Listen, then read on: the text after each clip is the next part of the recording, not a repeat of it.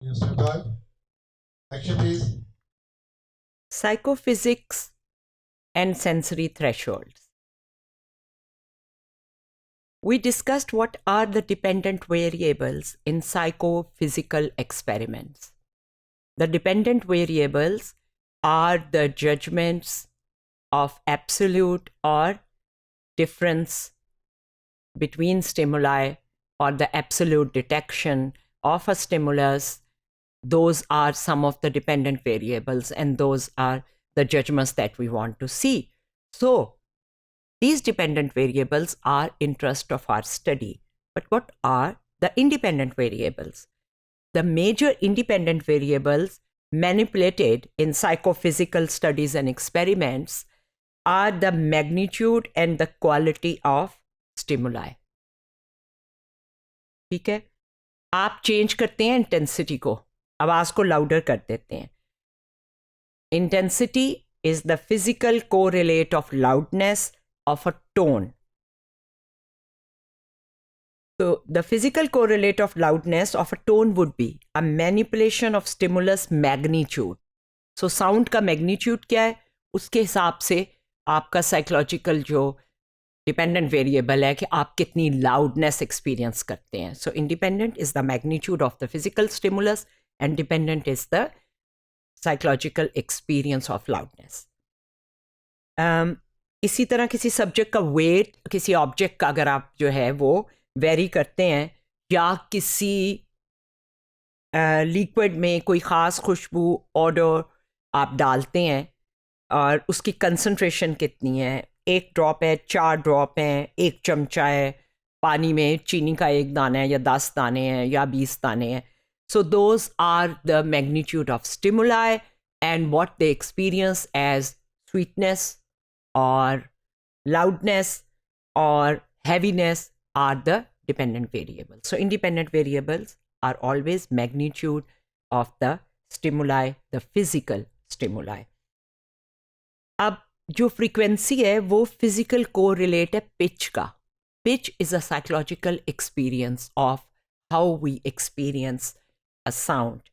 Frequency किसी tone की जो है उसको manipulate करेंगे to produce a qualitative change in the stimulus.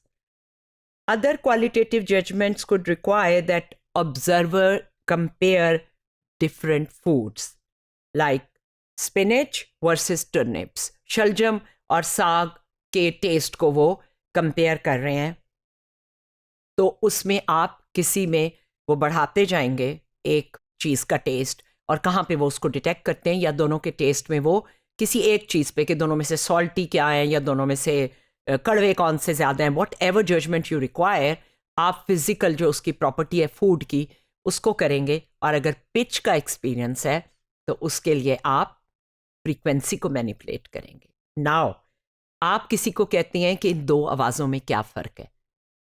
Usually in are text books उन्होंने कोई अमेरिकन सिंगर्स की मिसाल दी हुई होती है. I have brought in our own example.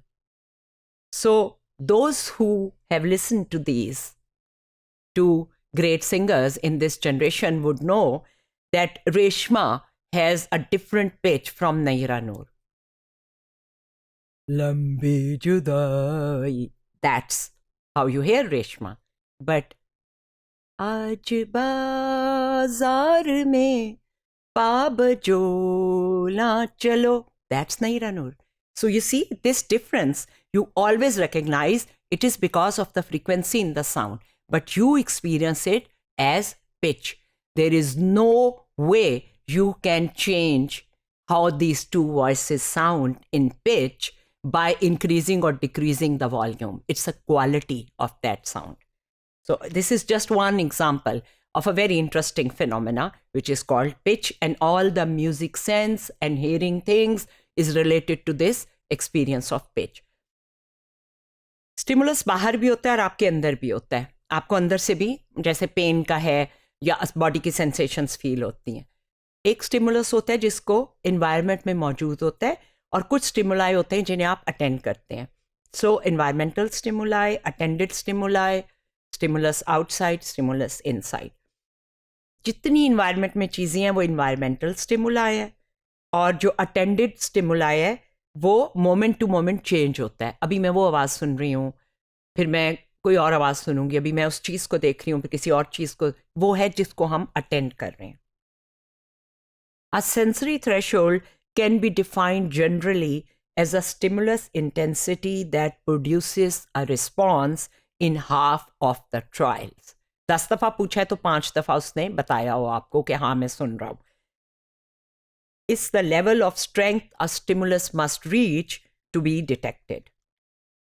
Nervous system को बाहर से इनपुट मिलता है अपनी सेंसेस के ज़रिए, कान, आंखें, ज़बान, टेस्ट, नोज़, स्किन. वो इस इंफॉर्मेशन को ट्रांसफॉर्म करता है आपके साइकोलॉजिकल एक्सपीरियंस में. ये एक थ्योरेटिकल कॉन्सेप्ट है सेंसरी थ्रेशोल्ड साइकोफिजिक्स में.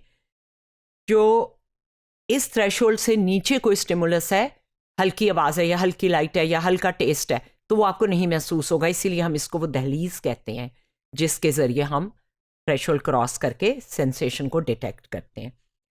इसकी डेफिनेशन है एएल की, the lowest level at which a stimulus can be detected.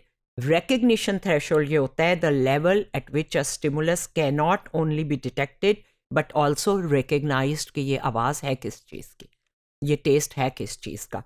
Differential threshold ये होता है जिसमें एक इंक्रीज मैग्नीट्यूड ऑफ स्टिमुलाई की जो है वो आप परसीव कर सकते हैं और 50% ऑफ द टाइम परसीव कर लेते हैं. अगर 100% टाइम नहीं कर रहे तो आपने 10 ट्रायल दिए, 5 दफ़ा उसने कहा है कि ये वाली जो है अब उससे हैवी हो गई है या ऊंची हो गई है, ब्राइट हो गई है.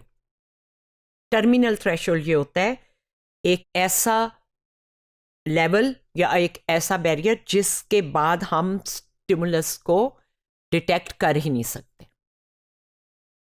तो ये था थ्रेशोल्ड्स का कॉन्सेप्ट और उनकी वेरियस डायमेंशंस.